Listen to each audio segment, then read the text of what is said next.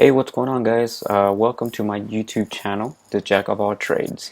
So what is this channel all about? Basically, I just wanted to put together something that will show videos of things that I've done around my home that are basically DIY projects. Now, some of these have succeeded and some of these have failed. Sometimes I think I can do it myself and I end up exceeding the price of something that I could have bought at the store.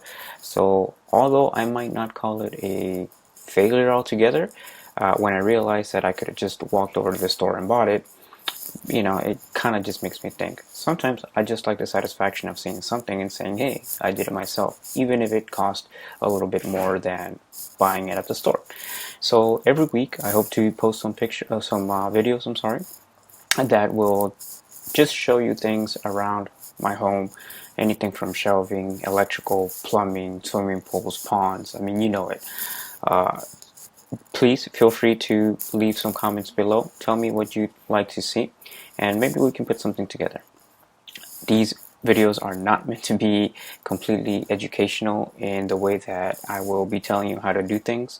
For example, carpentry, I might be having wrong techniques, I might be having wrong materials that I'll be using, but that's the whole point of the channel, right?